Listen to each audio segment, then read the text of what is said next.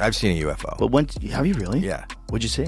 I saw, and I was with my wife, and it was right there. I was driving. I was in Toronto. I'm from Toronto, Canada. I was in my 20s, and we were driving down a country road, and I thought, oh my God, there's a giant accident way up ahead, because I saw this line of like a half a mile wide of all these flashing lights. So I thought it was like a lineup of ambulances or first responders or whatever. And as I got closer and closer, that whole line of lights, quicker than I can fathom, just shot into the sky and disappeared. And I turned to my wife and I go, did you, I saw something. Did you see something? She goes, the lights? And I go, yeah. And we've never seen anything since. We went, this is way before the internet, but we called the airport. We called the military. Has there been any reports? We didn't see anything on the news, but we both saw it. What could you describe the lights?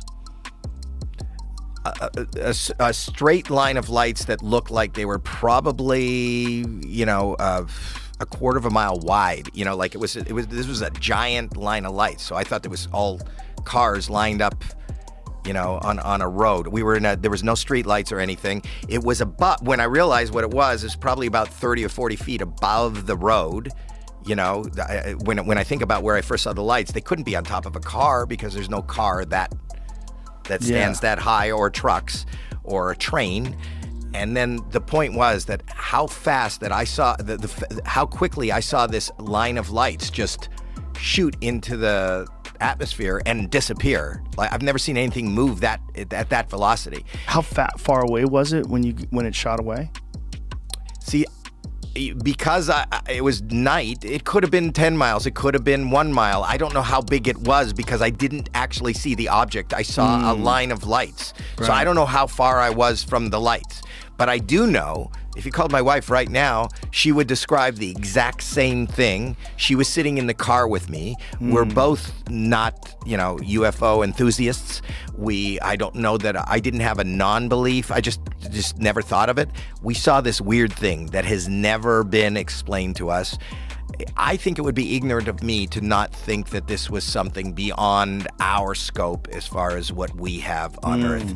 So I've seen that. And I've read a lot, like you have, of other people who are seemingly trustworthy, educated people who have seen similar things, who've had, it's not always just the kook in the cornfield said, I saw a UFO. There are people in science, educated people who have seen it. So fighter pilots, commercial pilots. Did you see the most recent one? There was a woman who was a model who was on a plane. Did you see that, Jamie?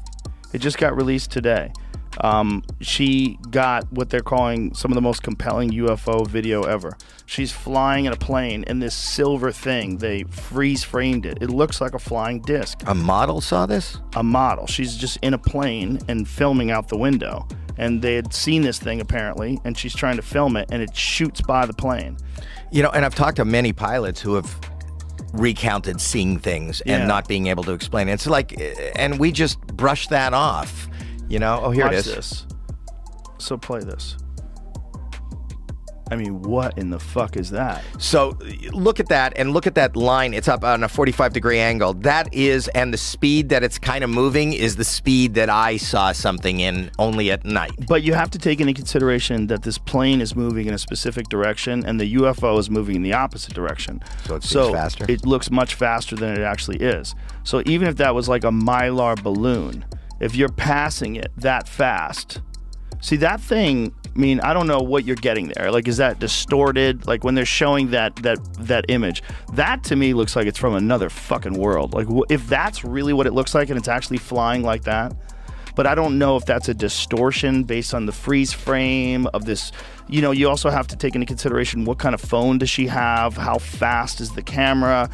Is it able to pick things? Because there's things that can happen with artifacts, with digital artifacts. When things move very quickly, you get like weird lines that might not. But that looks very distinct.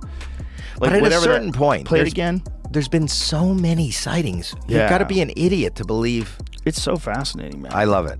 So whatever this thing is, I mean, if I was a cynic, I'd say, oh, it's a fucking balloon. But it is weird because it's not moving that fast. If the plane is moving, it's a propeller plane. let's say how fast do you think a propeller plane 90, goes? 90. So if that 100. was stationary, now let's imagine the propeller plane is going against the wind. So maybe that thing is going with the wind. So whatever that thing is getting blown with the wind current. So it could be a balloon. So if that thing is going 90 miles an hour, just imagine if you're a car, okay, and you're going 90 miles an hour and you're passing someone that's going in the opposite direction on the other side of the highway. They would probably be moving quicker than this. Let's see that again. Back that up again. So watch this thing. So imagine you're in a car, you're scooting along the highway, and there's a car comes around the turn. It goes just like that. It's probably very slow. It's probably not fast at all. And it might even be stationary. It might just be blowing in the wind. Right. Because if you picture how fast the plane's going and how fast... Now, this is obviously assuming that the wind is going in the direction of whatever that thing is. So this came out today. What are people saying about it? But here's the thing: if it's going the opposite, if actually the plane is going with the wind and this thing is going against the wind, then it gets weird. Because then you have to go, okay, well, is that plane going fast enough where it looks like that if it's just stationary, or if it's just fluttering in the wind because you're passing it? So it's kind of tricky when you get that video and you go, oh my God, it's a UFO, look at it fly past you fast. Not really that fast. Well, more importantly than the speed, that's what I saw. I saw something. For me, it was just lights at night and they moved. Your thing, but that's my different. thing. But that's not, but this is but something your you thing can't sounds explain. like it moved way faster than that.